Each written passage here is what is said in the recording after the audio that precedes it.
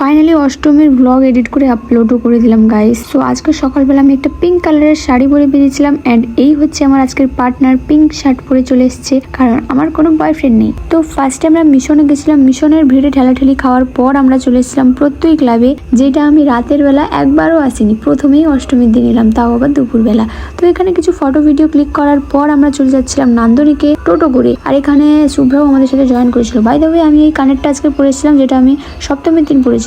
তো নান্দনিকে আমার আজকে অনেক ফ্যান্সদের সাথে দেখা হয়েছিল, যাদের সাথে দেখা করে আমার বিশাল ভালো লেগে গেছে গাইস, যাদের সাথে আমি একটা ভিডিও নিতে পারিনি যে তোমাদের সাথে শেয়ার করব।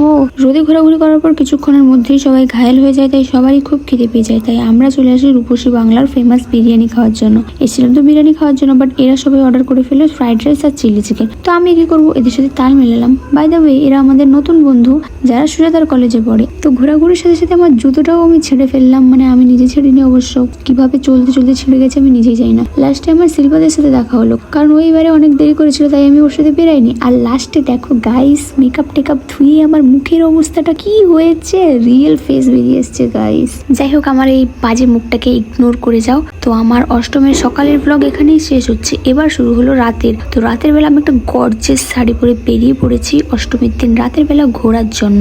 আর এসে পড়েছি সেই ফ্যাশনে গাইস, কারণ এত গরম লাগছিল ভিড়ের মধ্যে। আর অষ্টমীতে তো সব জায়গাতেই বিশাল ভিড় হয়, সেটা তোমরা জানো।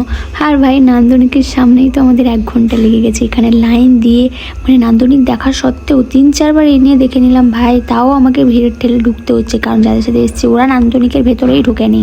যাই হোক, ফাইনালি অনেক ঠেলাঠেলির পর আমরা নান্দনিকের ভিতরে ঢুকতে পেরেছি। আমি তো ভাই বলে দিয়েছিলাম আর আমি আজকের প্যান্ডেল ঘুরবো না, বাট খিদেও পাচ্ছিল, তাই চলে এলাম একটা ক্যাফেতে। জাস্ট নর্মালি চিকেনের কিছু একটা আইটেম অর্ডার করেছিলাম আর কিছু ফটো ভিডিওস ক্লিক করে ভাই এবার চলে গিয়েছিলাম আমি বাড়ি। তো চলো তোমাদের সাথে দেখা হচ্ছে নবমীর ব্লগে। টাটা।